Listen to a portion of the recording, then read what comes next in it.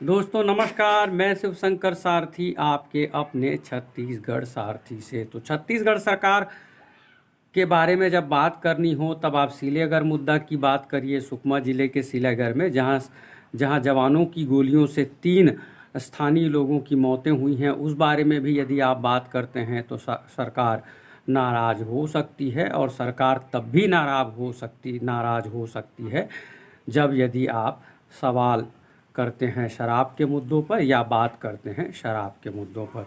तो छत्तीसगढ़ से खतरा अभी टला नहीं है कोविड-19 के सेकेंड वेव का। और यह कहने का हमारे पास आधार यह है कि कल भी राज्य के मुख्यमंत्री भूपेश बघेल, जैसा कि वो लगभग 20-25 दिनों से उन्होंने अपने आप को कैद कर लिया है, राज्य के मुख्यमंत्री भूपेश बघेल सिर्फ वर्चुअल कार्यक्रम कर रहे हैं। मीटिंग वीसी के जरिए हो रही है, लोकार्पण, भूमि पूजन, शिलान्यास जैसे सारे कार्यक्रम वर्चुअल ही हो रहे हैं। और बाकायदा रणबीर शर्मा को जब संयुक्त सचिव बनाया गया तब भी वह जानकारी डिजिटल ही दी गई, यानी ट्वीट करके यह बताया गया कि रणबीर शर्मा को हटा दिया गया है। तो हमारे पास यही आधार है कि खतरा अभी टला नहीं है, क्योंकि राज्य के मुख्यमंत्री भूपेश बघेल फील्ड पर नहीं आए हैं। साएं साएं भाएं भाएं करती उनकी कारें सड़कों पर दिख नहीं रही है, इसलिए यह माना जाना चाहिए कि खतरा अभी टला नहीं है। लेकिन फिर भी सिलेगर और शराब के मुद्दों पर बात करने का खतरा तो मोल लेना ही पड़ेगा।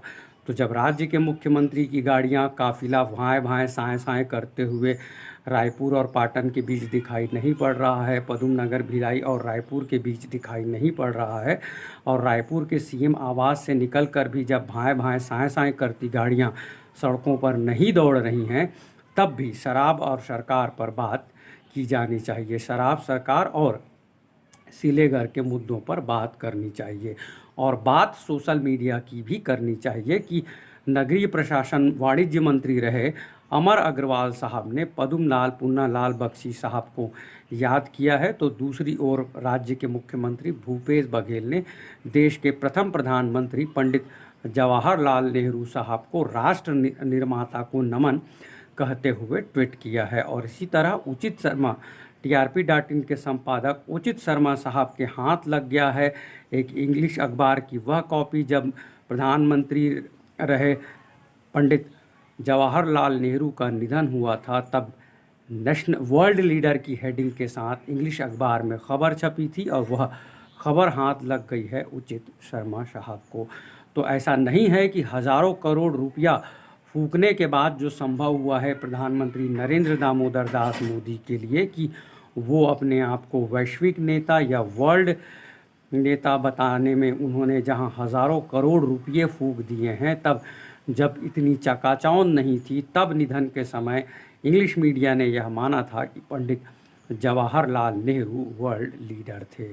तो राज्य के मुख्यमंत्री भूपेश बघेल ने राष्ट्र निर्माता को नमन कहते हुए ट्वीट किया है, लेकिन सबसे बड़ा सवाल यही है कि वो कांग्रेस के कितने प्रधानमंत्रियों को आखिर राजकाज करते हुए फॉलो कर रहे हैं। लाल बहादुर शास्त्री, जी हाँ, जब वो मंत्री थे तब रेल दुर्घटना हो गई थी और उन्होंने नैतिकता के आधार पर इस्तीफा दे दिया था।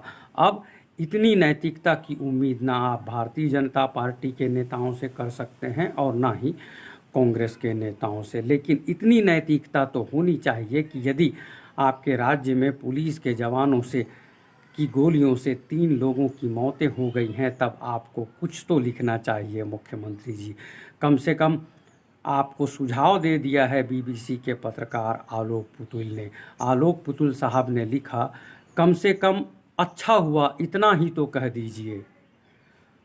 तो आलोक शुक्ला और आलोक पुतुल साहब कमल शुक्ला जी की ही तरह लगातार सोशल मीडिया में लिख रहे हैं सिलेगर की घटना को लेकर, लेकिन छोटी से छोटी घटनाओं के बारे में सोशल मीडिया से जान लेने वाले मुख्यमंत्री भूपेश बघेल सिलेगर की घटना पर खामोश हैं।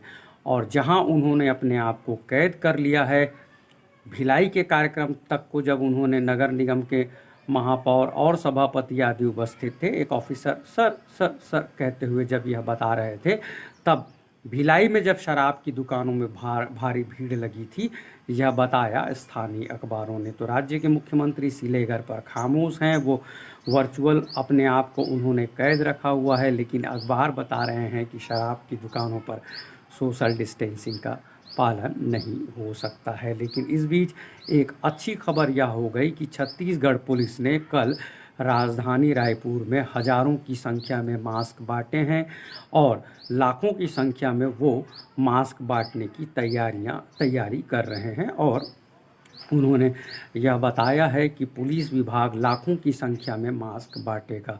तो फिर से आते हैं मास्क वितरण की बात को एक उदाहरण के तौर पर रखकर हम बात करना चाहते हैं कि डॉक्टर रमन सिंह के कार्यकाल में वैसे तो मुफ्त की बहुत सी चीज़ें बांटी गई थी और उसमें गुणवत्ता का भारी अभाव था। तो जब भारी संख्या में राज्य में लाखों की संख्या में राज्य में सिलाई की मशीनें बांटी गई हैं, तो आखिर भूपेश बघेल साहब वह लिस्ट क्यों नहीं देख लेते और राज्य की जिन महिलाओं को सिलाई की मशीनें दी हैं सरकार ने, तो उन सिलाई की मशीनों से आखिर महिलाएं मास्क क्यों नहीं सिल रही हैं। चूँकि फर्स्ट वेव के बाद सेकंड वेव आया है, लगभग 1.25 साल हो गया है, और जिस तरह के हालात बन रहे हैं फर्स्ट सेकंड वेव के बाद, जब ब्लैक फंगस दिखाई दे रहा है, थर्ड और फोर्थ वेव के बारे में चेतावनियाँ हैं, तब क्यों नहीं आखिर भूपेश सरकार महिलाओं से मास्क सिलाई का काम करवाना शुरू करती।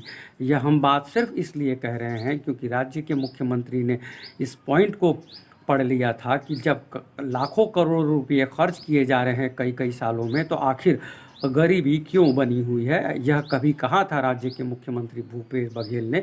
इसलिए हमें यह लगता है कि नई लकीर खींचने के बजाय डॉक्टर रमन सिंह साहब ने मुख्यमंत्री रहते हुए जो लकीर खींची थी, उस लकीर को आगे क्यों नहीं बढ़ा रहे हैं राज्य के मुख्यमंत्री भूपेश बघेल।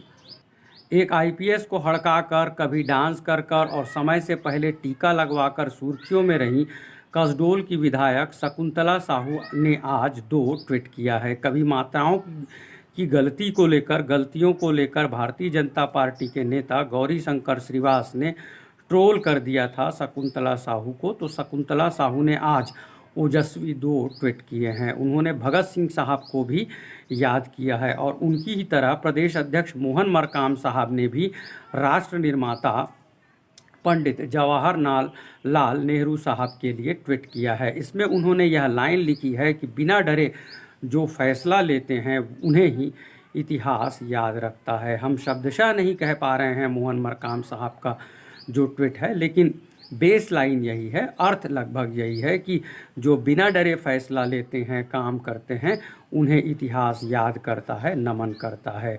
तो इस लाइन के आधार पर राज्य के मुख्यमंत्री नक्सल मामलों को लेकर आखिर कोई बड़ा फैसला बिना डरे क्यों नहीं लेते हैं, जिन्हें वो आदर्श मानते हैं और जिन्हें राज्य के मुख्यमंत्री भूपेश बघेल ने आज ही राष्ट्र निर्माता कहते हुए याद किया है। और शकुंतला साहू, प्रदेश अध्यक्ष मोहन मरकाम और चीफ मिनिस्टर भूपेश बघेल की तरह ही आईटी सेल के प्रमुख जयवर्धन बिस्सा ने भी एक ट्वीट किया है। देखिए वह ट्वीट भी। तो देखिए कि जहां राजधानी की पुलिस मास्क बांट रही है, तो उस पुलिस ने स्मार्टली कैसा डैमेज कंट्रोल कर लिया है।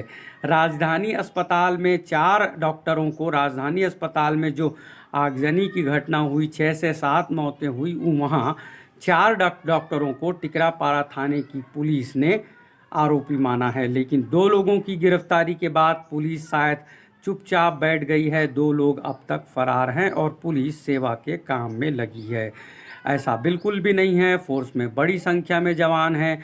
तो मास्क कुछ लोग बांट रहे हैं, कुछ लोगों को देखना चाहिए कि आखिर डॉक्टर साहब कहाँ फरारी काट रहे हैं।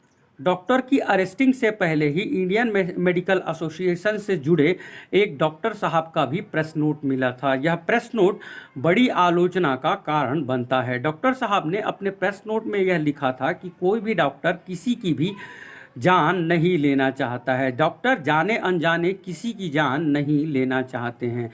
तो ऐसे में क्यों माना जाना चाहिए कि राजधानी अस्पताल में जो आगजनी की घटना हुई है, उसमें डॉक्टर दोषी हैं। देश में हाल के दिनों में ही आगजनी की कई कई घटनाएं हुई हैं जिनमें मरीजों की मौतें हुई हैं। तो देश में जब आगजनी की कई कई घटनाएं हुई हैं, यह घटनाएं अस्पतालों में भी हुई हैं और अस्पतालों में भी जब मौतें हुई हैं तब भला राजधानी अस्पताल के डॉक्टर्स जिम्मेदार नहीं हैं? उन पर गैर इरादतन हत्या का जुर्म दर्ज किया जाना है, वह गलत है। हम इस गिरफ्तारी की खिलाफत करते रहेंगे। कुछ इस तरह का प्रेस नोट आया था। इसे कुतर्क भी कहा जा सकता है और कुतर्क का ही यह दौर है।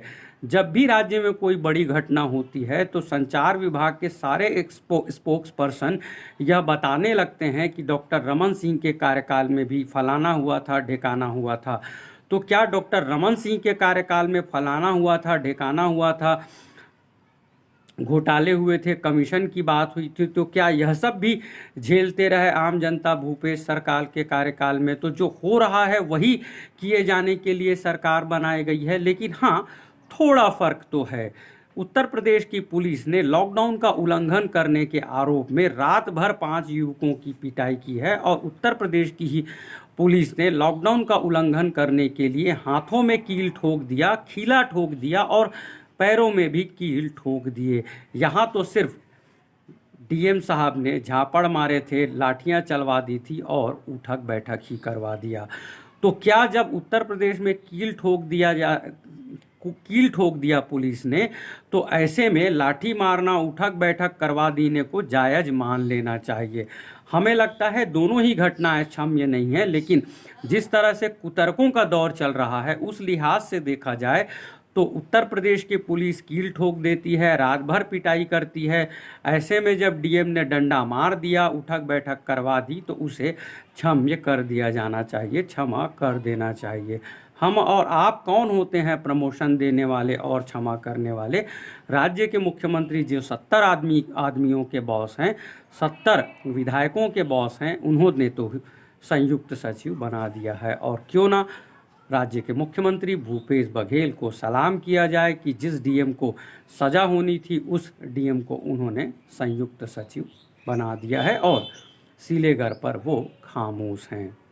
बात मुख्यमंत्री की हो रही है तो उत्तर प्रदेश के मुख्यमंत्री योगी आदित्यनाथ साहब के बारे में भी बात करनी चाहिए। साल 2018 की फ़ोटोज़ को शेयर करते हुए उन्होंने यह पूछा है कि 2021 में ही नहीं, साल 2018 में भी ऐसी ही तस्वीरें थी, ज़मीनों में लाश हुआ करती थी गंगा के किनारे।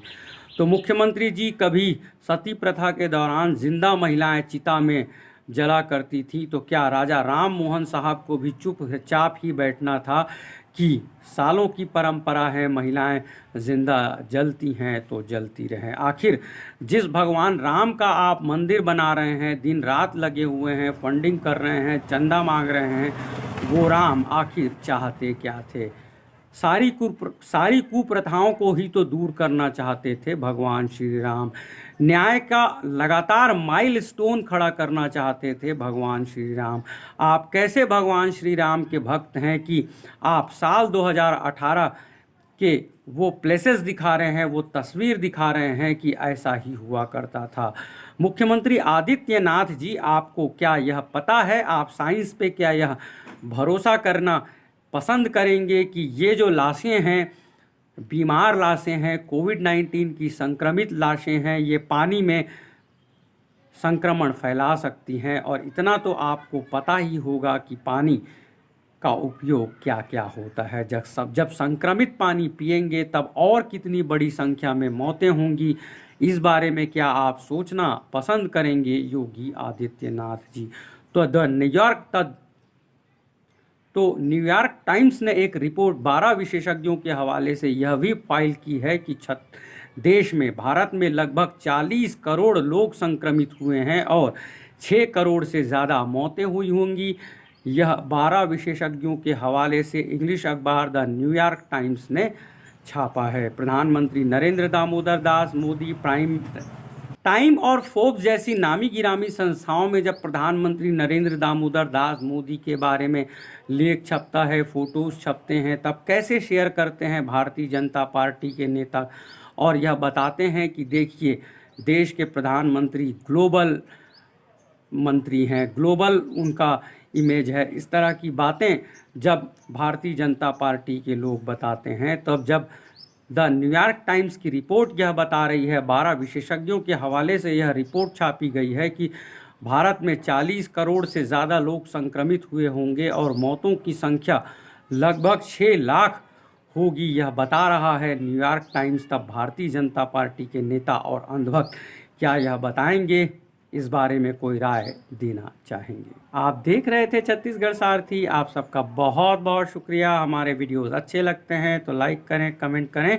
और प्लीज़ प्लीज़ प्लीज़ हमारे यूट्यूब चैनल छत्तीसगढ़ सारथी को सब्सक्राइब भी ज़रूर करें।